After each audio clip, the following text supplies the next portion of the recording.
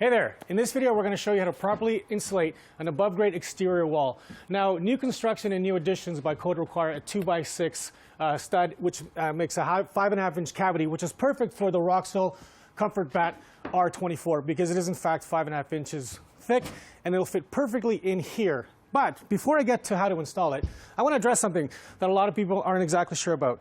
Let's say you're upgrading an older house which has a 2x4 exterior wall.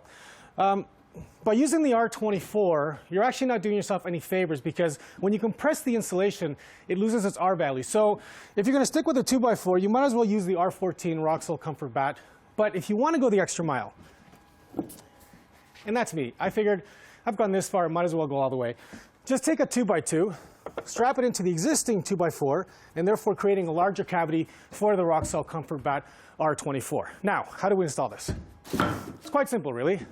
I love this product because it is made of stone and slag, which is just another way of saying recycled steel, and it is very thick and very rigid. So we want to get as high as possible, make sure that we cover all gaps and all seals, and it's just insert, compress, and release. Now, see that? I insulated the top first to show you one thing. That sucker ain't going anywhere. I can pull on this, and it's going to stay. Nice and rigid, moisture resistance. Should it ever get wet, it'll repel the moisture, and it's going to stay and retain its R value. So we continue on. Insert, compress, and release. All right, now, should you encounter a cavity that is not a standard 16 to center by stud, you got to cut it. This is simple. You measure it off. This is about 9¼ inches. So we're going to have to cut this.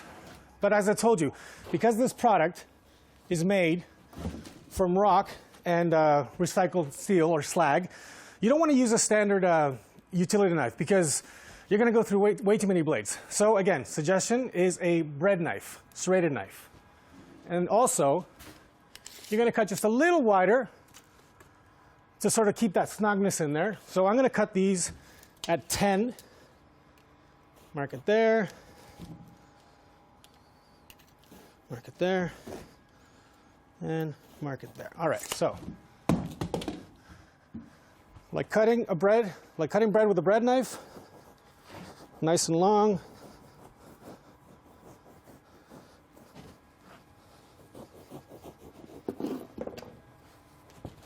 So I've cut this about 3/4 inch.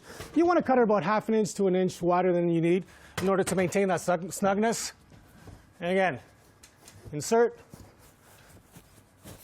compress,